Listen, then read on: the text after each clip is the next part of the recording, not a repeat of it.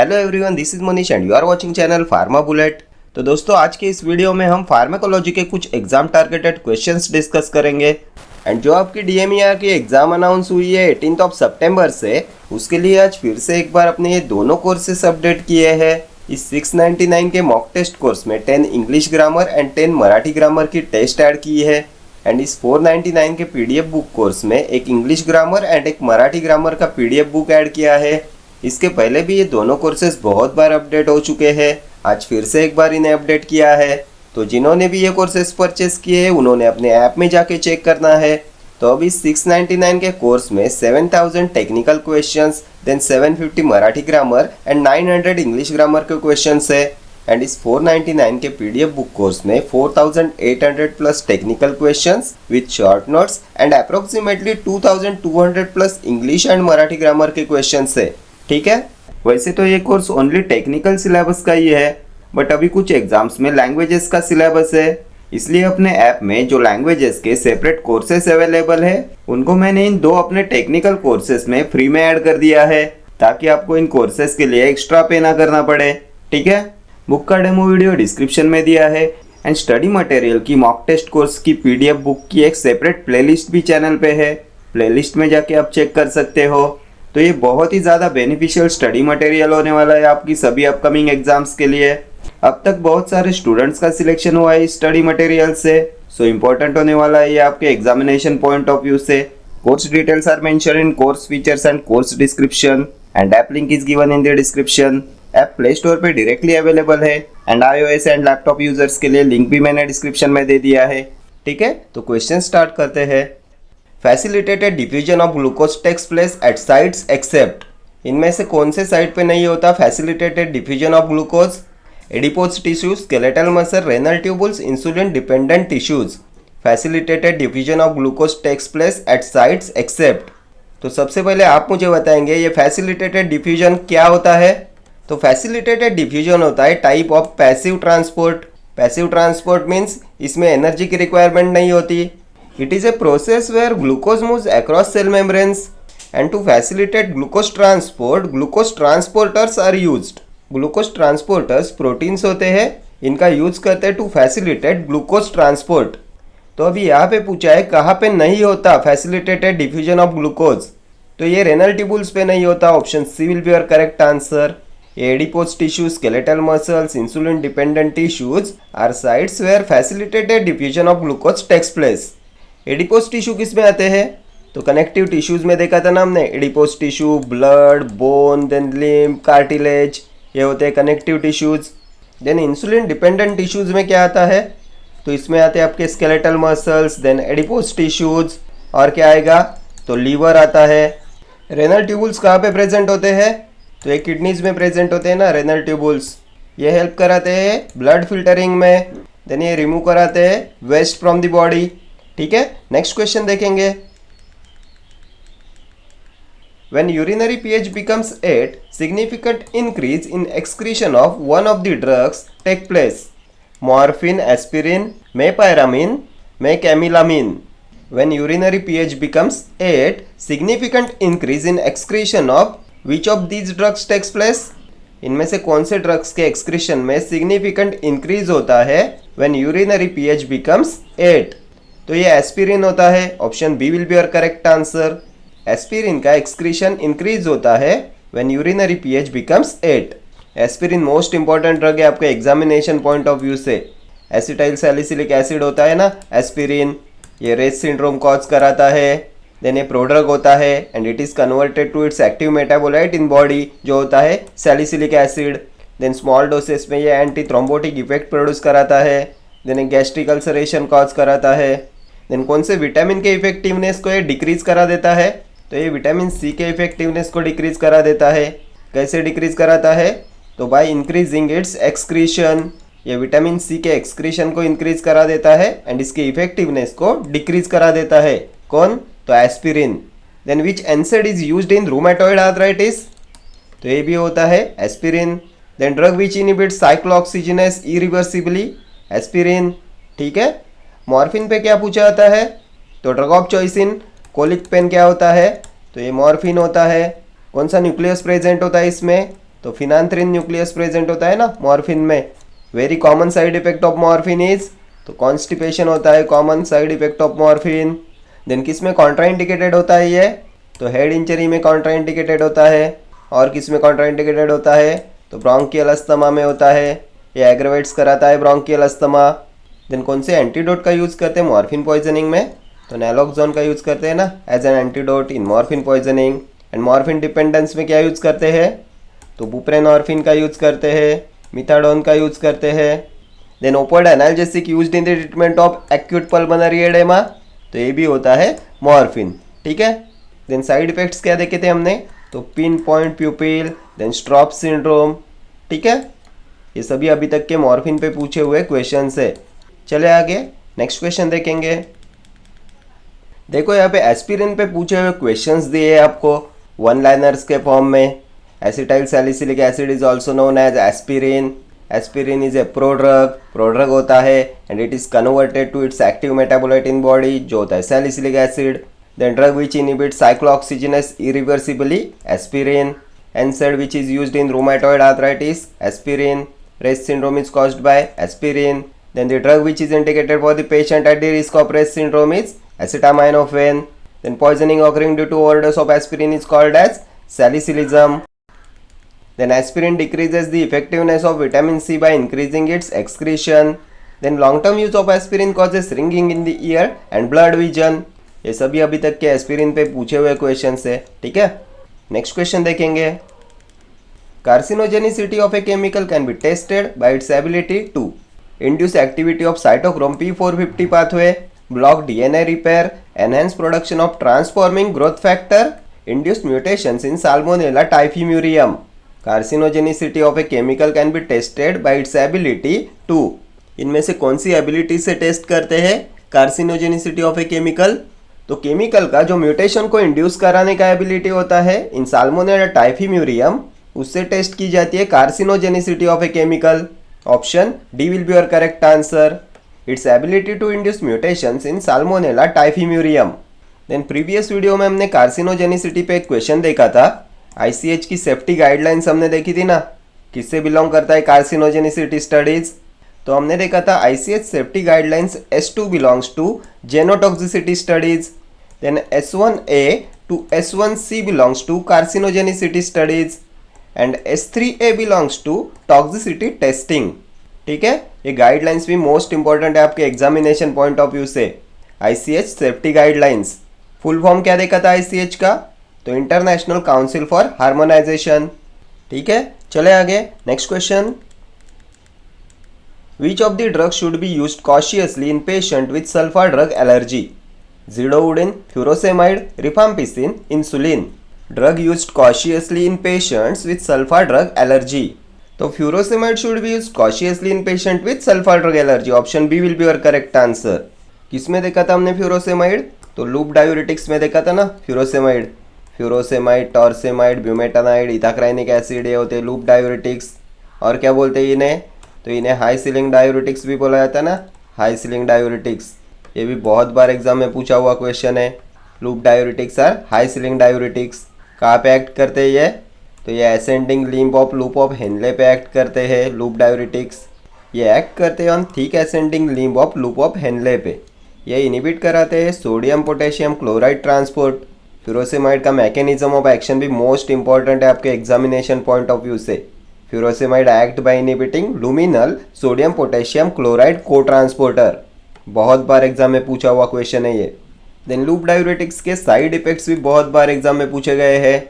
यह hypokalemia cause कराते हैं, हाइपरग्लाइसेमिया कॉज कराते हैं, हाइपर यूरिसेमिया कॉज कराते हैं, देन ओटोटॉक्सिसिटी कॉज कराते हैं, हेपेटोटॉक्सिसिटी कॉज कराते हैं। Loop diuretics can cause ototoxicity and deafness. ठीक है, प्रीवियस ईयर पूछा हुआ क्वेश्चन है ये। साइड इफेक्ट्स पे एक्सेप्ट वाला क्वेश्चन पूछा जाता है। आपको ये साइड इफेक्ट्स दिए जाएंगे ऑप्शंस में एंड एक्सेप्ट टाइप का क्वेश्चन पूछा जाता है। ठीक है, देन जिडोवुडिन पे क्या देखा था हमने, किस में देखा था इसे, तो एंटी रेट्रोवायरल ड्रग्स के क्लासिफिकेशन में देखा था ना, न्यूक्लियोसाइड रिवर्स ट्रांसक्रिप्टेज इनिबिटर होता है ये। HIV infection can be clinically controlled with zidovudine. ये मोस्ट इफेक्टिव ड्रग होता है in preventing transmission of HIV virus from mother to the fetus. Then as a prophylactic of HIV which drug is preferred, तो ये भी होता है ज़िडोउडिन। ये चारों अभी तक के ज़िडोउडिन पे पूछे हुए क्वेश्चन से। ठीक है, नेक्स्ट क्वेश्चन देखेंगे। एंड रिफाम्पिसिन क्या होता है? तो first line anti TB drug होता है, प्रोटीन सिंथेसिस इनहिबिटर होता है, यूरिन डिस्कलरेशन कॉज कराता है, एक्यूट हेपेटोटॉक्सिसिटी कॉज कराता है, एंजाइम इंड्यूसर होता है, एंसामाइसिन क्लास में आता है। It inhibits DNA dependent RNA polymerase. इसका मैकेनिज्म ऑफ एक्शन भी मोस्ट इंपॉर्टेंट है। Rifampicin inhibits DNA dependent RNA polymerase. Then इसका लेप्रेसी में भी यूज करते हैं ना रिफाम्पिसिन का। In MDT of leprosy rifampicin is given once a month. Then insulin, biochemistry में बहुत सारे क्वेश्चन बनते हैं इंसुलिन पे। क्या होता है ये? तो it is classified as a protein.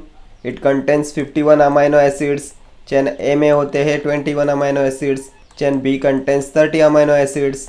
Then which mineral is required for crystallization and storage of hormone insulin? तो जिंक का रिक्वायरमेंट होता है। बहुत बार एग्जाम में पूछा हुआ क्वेश्चन है ये। देन इंसुलिन का स्टोरेज कंडीशन, तो 2 to 8 degree Celsius. Route of administration subcutaneous. Then 1 milligram of insulin contains how many units? कितने यूनिट्स होते हैं 1 मिलीग्राम ऑफ इंसुलिन में? तो इसमें होते हैं 24 यूनिट्स। देन इंसुलिन रिसेप्टर कौन सा होता है? तो insulin receptor is tyrosine protein kinase receptor. Then insulin का क्लासिफिकेशन भी आपके एग्जामिनेशन पॉइंट ऑफ व्यू से मोस्ट इंपॉर्टेंट है। एक बार जल्दी से यहाँ पे रिवाइज कर लेते हैं। तो रैपिड एक्टिंग में क्या आता है? Lispro, aspart, glulisine. Short acting क्या होता है? तो regular insulin. Then intermediate acting, तो इंसुलिन जिंक सस्पेंशन जो होता है lente insulin. Then neutral protamine Hagedorn, NPH ये होता है आइसोफेन इंसुलिन। ये आते हैं इंटरमीडिएट एक्टिंग में। देन लॉन्ग एक्टिंग में आएगा आपका इंसुलिन ग्लार्जिन, डेटिमिड, डिग्लूडेक। ये डिग्लूडेक होता है आपका अल्ट्रा लॉन्ग एक्टिंग। इसका ड्यूरेशन ऑफ एक्शन होता है 40 आवर्स का। ठीक है, एक बार एग्जाम में पूछा हुआ क्वेश्चन है ये। Ultra long acting insulin is degludec, duration of action 40 hours. ठीक है, नेक्स्ट क्वेश्चन देखेंगे।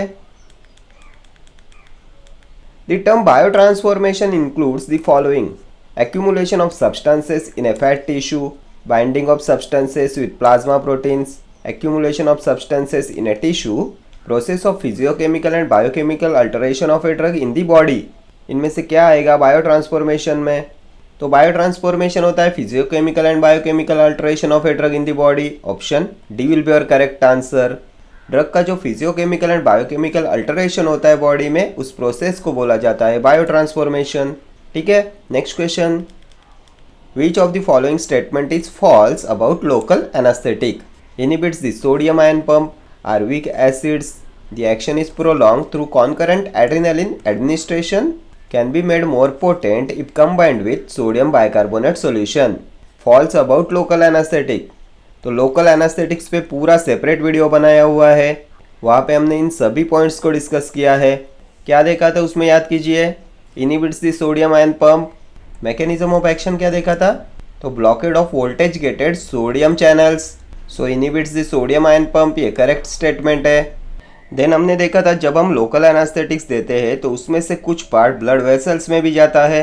एंड जब भी हम लोकल एनास्थेटिक्स को एड्रेनालिन के साथ में देते हैं तो ये एड्रेनालिन वैसोकॉन्स्ट्रिक्शन कॉज करा देता है। तो लोकल एनास्थेटिक ब्लड में कम जाता है एंड नर्वस टिश्यूज इसे ज़्यादा एब्जॉर्ब कर पाती है। So adrenaline is used with local anaesthetic to increase the duration of action. यही दिया है ना ऑप्शन सी में। The action is prolong through concurrent adrenaline administration, ये भी करेक्ट स्टेटमेंट है। Then can be made more potent if combine with sodium bicarbonate solution. तो हमने देखा था ये लोकल एनास्थेटिक्स होते हैं वीक बेसिस होते हैं लोकल एनास्थेटिक्स। तो अगर इनकी अल्कैलिनिटी इंक्रीज हो जाती है तो इनकी परमिएबिलिटी भी एनहांस हो जाएगी। एंड अगर परमिएबिलिटी एनहांस हो जाती है तो they can be made more potent. And alkalinity को इंक्रीज कराने के लिए यूज करते हैं सोडियम बाइकार्बोनेट का।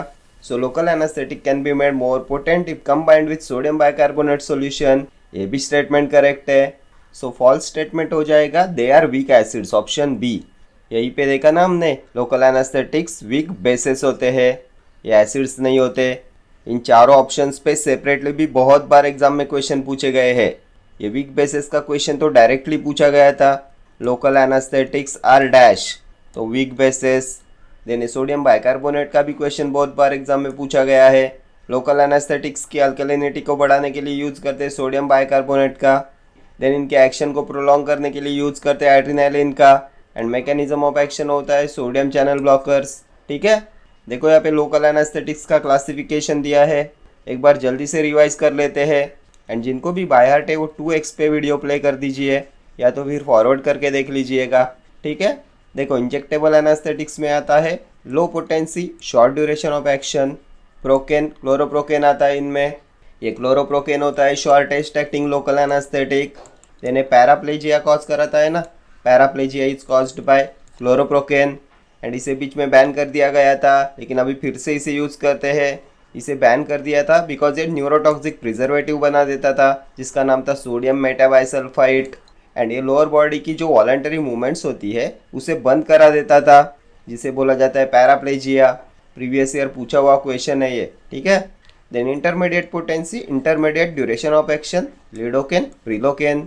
Lidocaine is also known as lignocaine. Half life कितना होता है, 2 आवर्स का होता है। PYQ है ये। देन ये यूनिवर्सल एनेस्थेटिक होता है। Then it is associated with cauda equina syndrome. It is associated with cauda equina syndrome. हमने देखा था ना, इसमें ब्लैडर एंड बाउल को कंट्रोल कराने का एबिलिटी लॉस हो जाता है due to compression of nerve roots in the lumbar spine. जो nerve roots bladder and bowel के फंक्शंस को कंट्रोल करते हैं वो डैमेज हो जाते हैं कॉडा इक्विना सिंड्रोम में।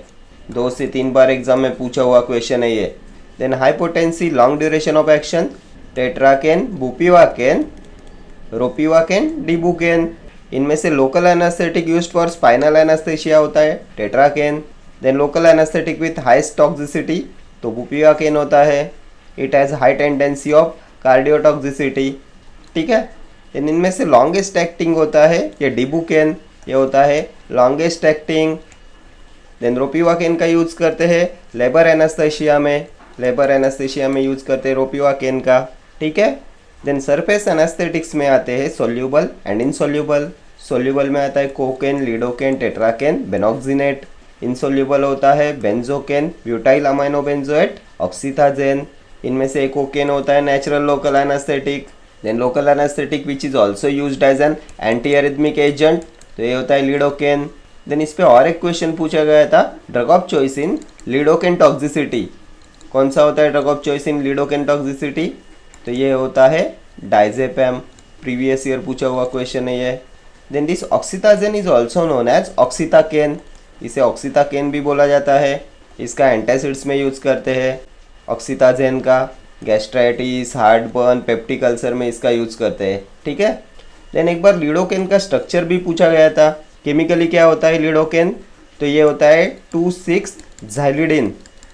2,6-ज़ाइलिडिन होता है लिडोकेन। यह ऐसे ज़ाइलिडिन रिंग होती है ये। एंड इसमें 2 और 6 पोजीशन पे CH3 ग्रुप प्रेजेंट होता है। 2,6-ज़ाइलिडिन होता है लिडोकेन। ये केमिकल स्ट्रक्चर्स भी बहुत बार फार्मास्यूटिकल केमिस्ट्री में पूछे जाते हैं। ठीक है, नेक्स्ट क्वेश्चन पे चलेंगे। Which of the following drugs is useful in the treatment of infection by Mycobacterium avium complex? Ethionamide, clarithromycin, cycloserine, pfloxacin. Useful in the treatment of infection by Mycobacterium avium complex. तो ये होता है clarithromycin. Option B will be your correct answer.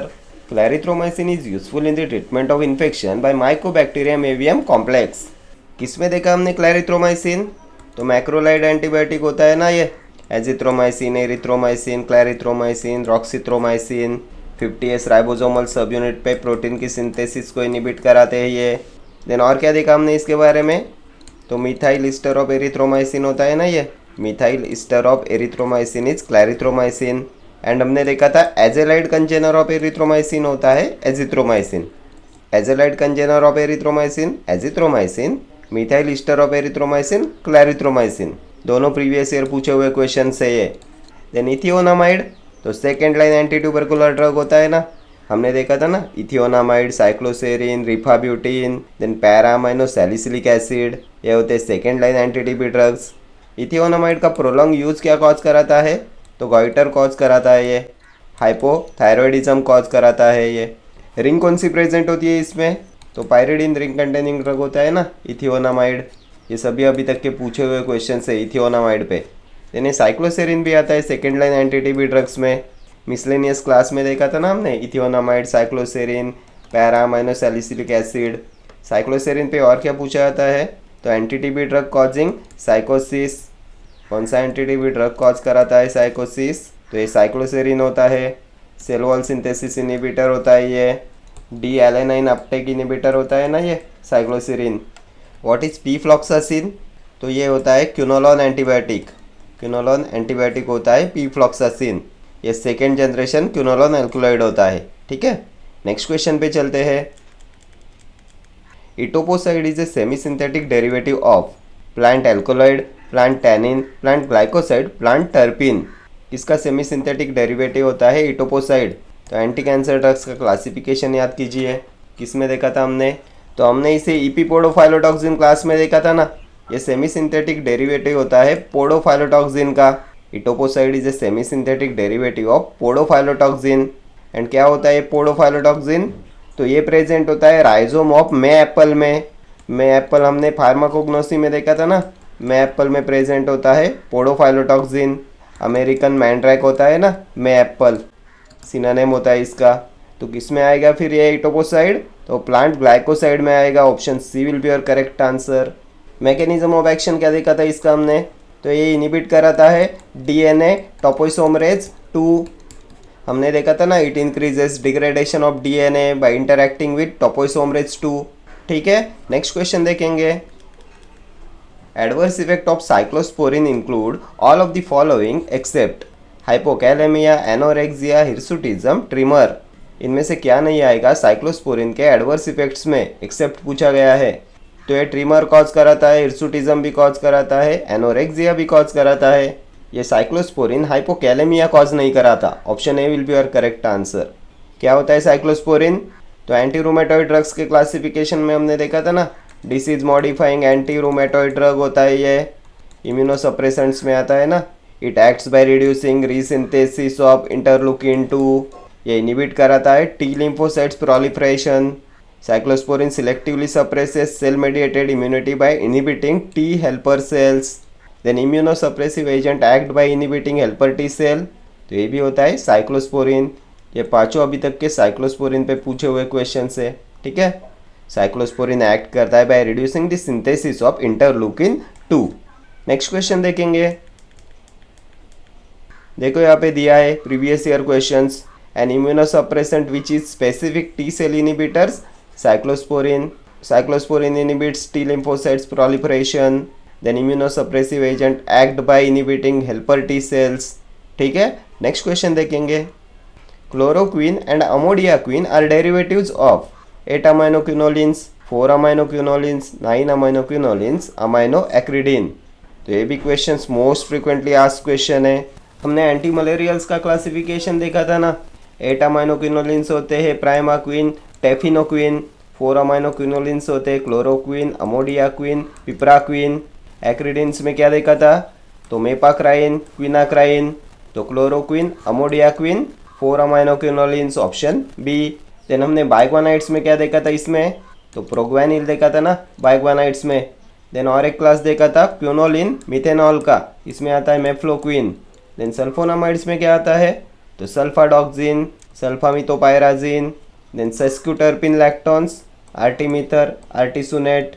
ये सब classification important है आपके examination point of view से। ठीक है, नेक्स्ट क्वेश्चन देखेंगे। देखो यहाँ पे दिया है एंटी मलेरियल्स का classification. 4 aminoquinolines, chloroquine, amodiaquine, piperaquine. 8 aminoquinolines, primaquine, tafenoquine, biguanide, proguanil, diaminopyridine, pyrimethamine, acridines, mepacrine, quinacrine, quinoline methanol, mefloquine, sulfonamides, sulfadoxine, sulfamethopyrazine, sesquiterpene lactones, artemether, artesunate. Antibiotics में आता है doxycycline, clindamycin. And cinchona alkaloids में आएगा quinine. ये quinine होता है drug of choice in cerebral malaria. ये chloroquine होता है drug of choice for malaria in pregnancy. ये प्रोड्यूस कराता है cumulative toxicity. Then if chloroquine is given in G6PD deficiency patient, it leads to severe bleeding. ये सभी अभी तक के पूछे हुए क्वेश्चन है क्लोरोक्विन पे।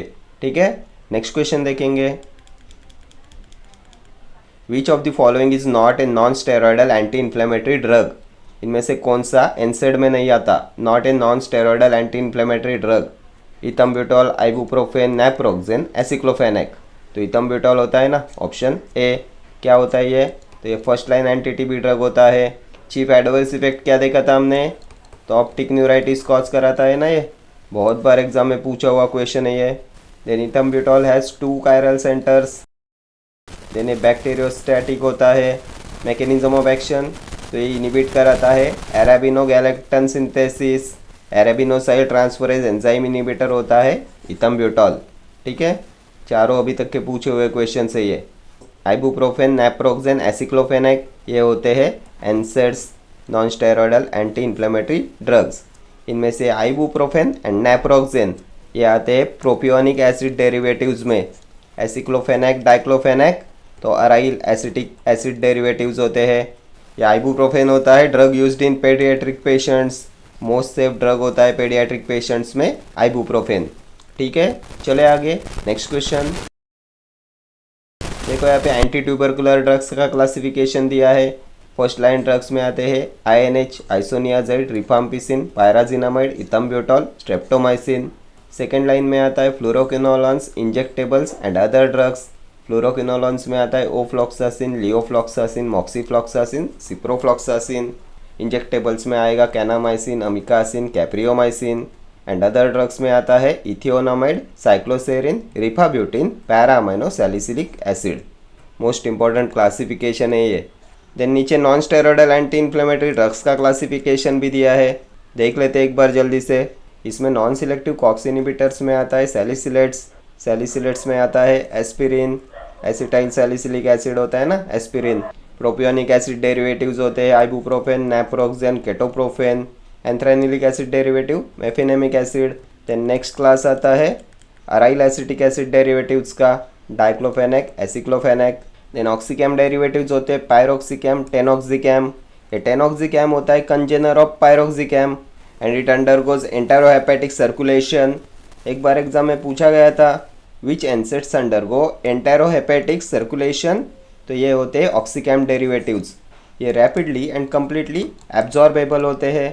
देन ये लॉन्ग एक्टिंग भी होते हैं। ठीक है, पायरोलोपायरोल डेरिवेटिव होता है केटोरोलैक, ये पोटेंट एनाल्जेसिक होता है, आई ड्रॉप्स में इसका यूज़ करते हैं। Its efficacy is almost equals to morphine. Previous year पूछा हुआ क्वेश्चन है, ketorolac's efficacy is almost equals to morphine.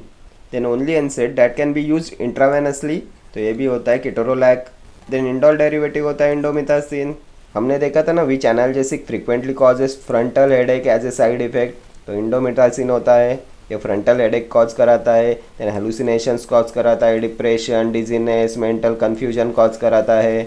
Then drug very effective in the treatment of acute gout, किसका यूज करते हैं एक्यूट गाउट में, तो ये भी होता है indomethacin. Then second line agent for rheumatoid arthritis pain, तो ये भी होता है indomethacin. It is used in rheumatoid arthritis which is not controlled by aspirin. ठीक है, ये सभी अभी तक के इंडोमिथासिन पे पूछे हुए क्वेश्चन है। देन नेक्स्ट क्लास आएगा इसमें पायरोजोलॉन डेरिवेटिव्स का। इसमें आता है phenylbutazone, oxyphenbutazone. Then आते हैं preferential COX two inhibitors, nimesulide, meloxicam, nabumetone. Then selective COX two inhibitors celecoxib, rofecoxib, etoricoxib, parecoxib, ये होते हैं सिलेक्टिव कॉक्स2 इनिबिटर्स। एंड इनमें से किसकी होती है highest cardiac mortality, highest cardiac mortality किसकी होती है, तो ये होती है रोफेकॉक्सिब की। इसका एडवर्स इफेक्ट होता है मायोकार्डियल इंफ्रैक्शन एंड इसलिए इसे बैन कर दिया गया है। ठीक है, it has been withdrawn from the market due to highest cardiac mortality. तो यहाँ पे एनसेट्स का पूरा टॉपिक हमने कवर कर लिया। चले आगे next question. What does the term potentiation means? Intensive increase of drug effects due to their combination, fast tolerance developing, hypersensitivity to a drug, cumulative ability of a drug. क्या होता है potentiation? तो ये होता है intensive increase of drug effects due to their combination, option A. Next question देखेंगे, which anti tubercular drug should be avoided during pregnancy? Streptomycin, isoniazid, rifampicin, pyrazinamide. किसे avoid करना चाहिए प्रेगनेंसी में? तो स्ट्रेप्टोमाइसिन होता है ना, ये ऑप्शन ए। क्यों अवॉइड करते हैं इसे? तो ये ओटोटॉक्सिक होता है टू फीटस, इसलिए it should be avoided during pregnancy. इसके साइड इफ़ेक्ट्स होते हैं ना, ऑटोटॉक्सिसिटी, नेफ्रोटॉक्सिसिटी। ये 8th क्रैनियल नर्व डैमेज कराता है। 8th क्रैनियल नर्व कौन सी होती है? तो ऑडिटरी नर्व होती है, वेस्टिबुलोकॉक्लियर नर्व होती है। इन किससे ऑब्टेन करते हैं स्ट्रेप्टोमाइसिन को? तो antibiotic produced from streptomyces griseus होता है ना streptomycin. Then drug that can be used in patients with hepatic dysfunction, तो ये भी होता है स्ट्रेप्टोमाइसिन। हेपेटिक डिसफंक्शन वाला क्वेश्चन भी बहुत बार एग्जाम में पूछा गया है। Drug that can be used in patients with hepatic dysfunction होता है स्ट्रेप्टोमाइसिन। प्रोटीन सिंथेसिस इनिबिटर होता है स्ट्रेप्टोमाइसिन। 30S राइबोसोमल सब यूनिट पे प्रोटीन की सिंथेसिस को इनिबिट कराता है। अमाइनोग्लाइकोसाइड एंटीबायोटिक होता है ना ये। देन स्ट्रेप्टोमाइसिन पे और एक क्वेश्चन पूछा गया था, streptomycin cannot be given orally for treatment of tuberculosis because, क्यों इसे ओरली नहीं देते? तो it is not absorb from the GIT, इसलिए it cannot be given orally. ठीक है। आइसोनियाजाइड, ये भी first line anti TB drug होता है। INH होता है ना, isonicotinic acid hydrazide, peripheral neuropathy cause कराता है। माइकोलिक एसिड सिंथेसिस इनिबिटर होता है ये। रिंग कौन सी प्रेजेंट होती है इसमें? तो इसमें पायरिडिन रिंग प्रेजेंट होती है आइसोनियाजाइड में। देन नेक्स्ट आता है रिफाम्पिसिन, RNA सिंथेसिस इनिबिटर होता है। It inhibits DNA dependent RNA polymerase. कौन से क्लास में देखा था हमने इसे? तो एंजामाइसिन्स में आता है ना ये, एंजाइम इंड्यूसर होता है। It can decrease the effectiveness of oral contraceptives. Then MDT of leprosy में भी इसका यूज़ करते हैं once a month। पैराजिनामाइड, तो स्टरलाइजिंग एंटी टीबी ड्रग होता है। ये भी पूछा हुआ क्वेश्चन है, which is a sterilising anti TB drug? तो ये होता है पैराजिनामाइड। इसके साइड इफ़ेक्ट्स क्या होते हैं? तो लीवर डिसफंक्शन कॉज कराता है, हाइपर यूरिसेमिया कॉज कराता है, गाउट कॉज कराता है। नेक्स्ट क्वेश्चन देखेंगे, plasmodial resistance of chloroquine is due to induction of inactivating enzymes, increase in the activity of DNA repair mechanism, decreased carrier mediated drug transport, change in receptor structure. Plasmodial resistance of chloroquine is due to, ये भी previous year पूछा हुआ question है। किससे होता है प्लाज्मोडियल resistance of chloroquine? तो ये होता है due to decreased carrier mediated drug transport, option C. Chloroquine क्या होता है? तो 4-अमाइनो क्विनोलिन होता है, क्यूमुलेटिव टॉक्सिसिटी कॉज कराता है। Drug of choice for malaria in pregnancy होता है। G6PD डेफिशिएंट पेशेंट में ये सीवियर ब्लीडिंग कॉज करा देता है। नेक्स्ट क्वेश्चन देखेंगे, affinity is a measure of bioavailability of a drug, inhibiting potency of a drug, drugs binding to a receptor, drugs binding to plasma proteins. इसका measure होता है affinity, तो ये होता है measure of drugs binding to receptor, option C. ये drugs binding to plasma proteins क्या होता है? तो ये प्लाज्मा प्रोटीन बाइंडिंग होता है ना, drugs binding to plasma proteins, it's called plasma protein binding. Next question, which of the following drug is used to reduce the risk of cyclophosphamide induced hemorrhagic cystitis? Mesna, Thiotepa, British antileviside, 5-fluorouracil. Drug used to reduce the risk of cyclophosphamide induced hemorrhagic cystitis.